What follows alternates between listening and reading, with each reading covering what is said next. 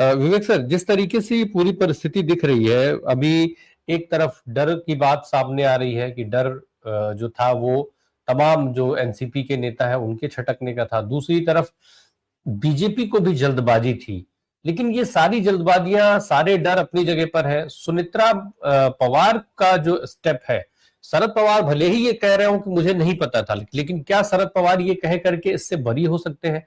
क्योंकि अजीत पवार के बेटे जय पवार तो शरद पवार से मिलने गए थे। राम प्रकाश जी, मुझे नहीं लगता इसमें शरद पवार का कुछ हाथ है। ऐसा है कि इसका बैकग्राउंड जो है वो देखने की जरूरत है। जिस तरीके से दोनों एनसीपी एक साथ आ रही थी और बिल्कुल ये स्पष्ट टाइमलाइन बना दिया गया था, 8 फरवरी या 10 फरवरी तक वो शायद उनका एक होना तय हो गया था। उससे अफेक्टेड जो पार्टी थी वो बीजेपी ही थी। उस बैकग्राउंड पर अजीत पवार जी का ये विमान दुर्घटना में उनकी मृत्यु हो जाती है और उसके 3 दिन तुरंत बाद उनके पत्नी को उप मुख्यमंत्री जल्दबाजी में बना दिया जाता है। ये सारा जो बैकग्राउंड है ये बहुत इंटरेस्टिंग है। मैं भी शशि जी से सहमत हूँ। मैं कल तक इस तरह की कॉन्स्पिरेसी थ्योरी को बहुत ज्यादा तवज्जो नहीं दे रहा था, लेकिन जिस तरीके से सारी घटनाएं हो रही है, देखिए बीजेपी ने पहले एकनाथ शिंदे की पार्टी को तोड़ा, उद्धव ठाकरे की पार्टी को तोड़ा और एकनाथ शिंदे को अपने साथ लिया। उसके कुछ महीनों बाद उन्होंने एनसीपी को तोड़ा, अजीत पवार को अपने साथ लिया। वो इसलिए कि एकनाथ शिंदे को बैलेंस करने के लिए कोई उनको दूसरा भी चाहिए था और एक मराठा एम्पायर भी अजीत पवार के साथ में उनके साथ आया था। तो बहुत सारे उद्देश्य थे उसमें, लेकिन एकनाथ शिंदे को बैलेंस करने के लिए उधर अजीत पवार का इस्तेमाल हो रहा था। अब जब अजीत पवार और शरद पवार इकट्ठा आने की फिर एक बार बात कर रहे थे, तो पूरी जो मशक्कत बीजेपी ने की थी, बहुत पैसा खर्च किया, बहुत कोशिश की, वो सारा जो उन्होंने किया वो बिल्कुल जीरो हो जा रहा था। दोनों अगर इकट्ठा आते तो वो जो उतनी उन्होंने कवायद की थी उस समय उनको तोड़ने की, उसका कोई अर्थ ही नहीं बचता। और फिर एकनाथ शिंदे फिर एक बार अपनी हरकतों पर आ जाते, वो उनकी मोनोपोली हो जाती बीजेपी को परेशान करने में। उनको बैलेंस करने के लिए अजीत पवार नहीं बचते। तो एनसीपी का जो यूनिफिकेशन है वो बीजेपी के लिए बहुत बड़ा सरदर्द बन जाता। और आज जो शरद पवार जी ने कहा है कि अभी यूनिफिकेशन नहीं होगा, इससे स्पष्ट है अगर दोनों पार्टियां इकट्ठा आने वाली थी तो वो बीजेपी से अलग होने के लिए ही इकट्ठा आने वाली थी। अगर बीजेपी के साथ जुड़ना होता तो आज सुनेत्रा पवार के साथ शरद पवार भी खड़े दिखते। इसका अर्थ स्पष्ट है कि शरद पवार और अजीत पवार जब इकट्ठा आने वाले थे तो बीजेपी से अपना रास्ता अलग बनाने वाले थे, वरना आज शरद पवार सुनेत्रा पवार के साथ भी दिख जाते। आज वो कह रहे हैं कि यूनिफिकेशन नहीं होगा, तो इसी बात पर तो यूनिफिकेशन नहीं हो रहा है कि वो बीजेपी के साथ जा रही है। तो बीजेपी के साथ न जाने के टर्म पर ही यूनिफिकेशन हो रहा था, ये समझने की जरूरत है। अब जहां तक सुनेत्रा पवार का सवाल है, अब पार्थ पवार जो है वो मुझे लगता है कि वो इस सारे इसके पीछे होंगे। वो एक पवार फैमिली में एक एम्बिशियस और डिसग्रंटल्ड इस तरीके के एक युवा नेता है जो अपनी अलग आइडेंटिटी बनाना चाहते हैं। अब उनके लिए बहुत ये अर्ली फेज है, तो उन्होंने अपने माँ को उसमें उतारा है। और ये जो 4 नेता जिनके नाम लिए जा रहे हैं, प्रफुल्ल पटेल, धनंजय मुंडे, सुनील तटकरे और भुजबल, ये सारे ओबीसी और नॉन मराठा लीडर्स। ये बहुत बैकग्राउंड इंपॉर्टेंट है। ये सब जो है ये बीजेपी के साथ वैसे भी चले जा सकते थे।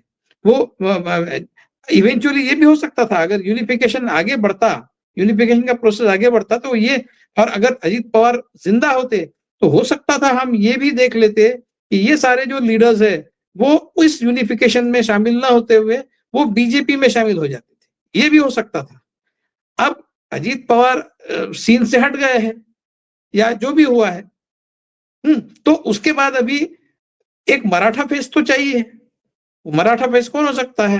तो अजीत पवार की पत्नी सुनेत्रा पवार। एक मराठा फैक्टर चाहिए, इसलिए कि ये जो वेस्टर्न महाराष्ट्र का बेल्ट है इसमें जो बहुत सारी शुगर फैक्ट्रीज है, ये सारे शुगर फैक्ट्रीज पर अजीत पवार का बहुत दबदबा था।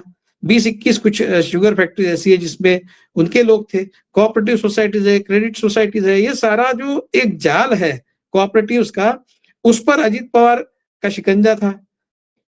ये 4 नेता जो है भुजबल, तटकरे, प्रफुल्ल पटेल और मुंडे, इनका उस पर कोई इन्फ्लुएंस नहीं है। तो ये कोऑपरेटिव का पूरा जो मामला है, ये भी हथियाने का बीजेपी का प्लान है।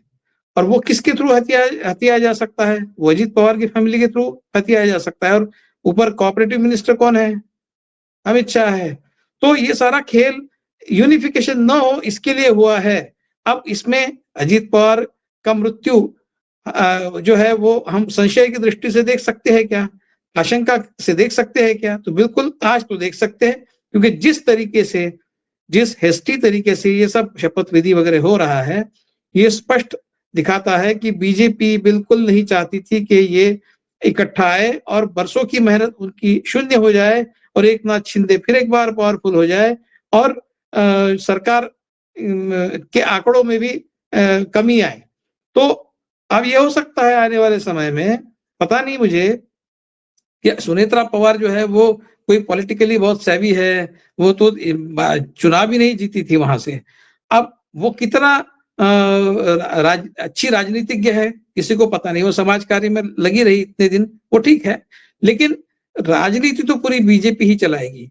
मुझे लगता है फाइनेंस मिनिस्ट्री उनके पास नहीं रहेगी, वो केवल एक डेकोरेटिव डिप्टी चीफ मिनिस्टर करके काम करेगी। फाइनेंस मिनिस्ट्री और बजट जो है वो देवेंद्र फडणवीस संभालेंगे, ये बात तय हो गई है, ये स्पष्ट हो गई है। तो इस तरीके से पूरी तरह से डिफैंग करना जिसको बोलते हैं, डिफैंग करना अगर वित्त मंत्रालय है, विवेक सर, अगर वित्त मंत्रालय सुनेत्रा पवार के पास नहीं रहता है, जैसा खबर है कि देवेंद्र फडणवीस के पास रहेगा वित्त मंत्रालय, अजीत पवार जिन घोटालों का जिक्र करते थे, जिस भ्रष्टाचार का जिक्र करते थे, उसके लिहाज से तो वो बहुत इंपॉर्टेंट है। और फिर भाजपा अपने को सुरक्षित करने के लिए भी क्या इस जल्दबाजी में थी क्या, कि अगर हम जितनी जल्दी से जल्दी ये कर लेंगे उतना हमें कम डील करना पड़ेगा, वित्त मंत्रालय हमारे पास आ जाएगा, सुनेत्रा पवार के पास बहुत कुछ बचेगा नहीं। तो ये जो अभी अजीत पवार के दावे थे वो कमजोर हो जाएंगे, खत्म हो जाएंगे, कि भाजपा के पास भाजपा ने इतना भ्रष्टाचार किया, उतना भ्रष्टाचार किया, ये आंकड़े जुटाना मुश्किल हो जाएगा, इसलिए वित्त मंत्रालय फडणवीस के पास रहना जरूरी है।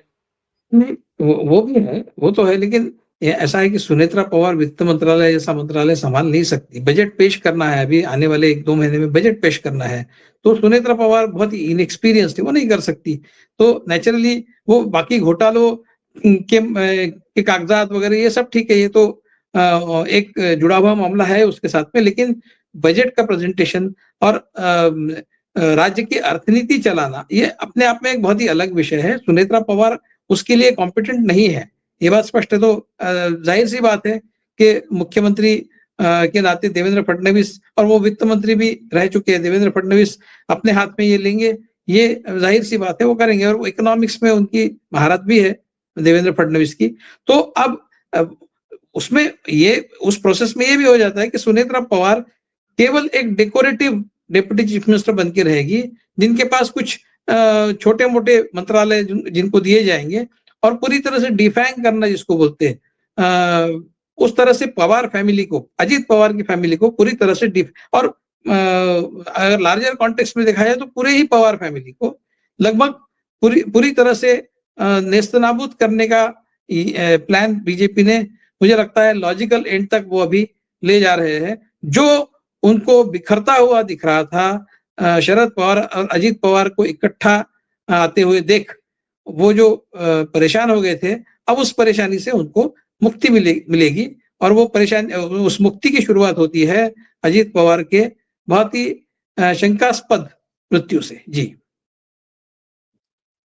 खैर, अजीत पवार को लेकर के हम जिन स्थितियों की बात कर रहे हैं वो सवाल तो मौजूद है ही, उन सवालों पर तो बात हो ही रही है। ममता बनर्जी जैसी नेता उस सवाल को उठा रही है कि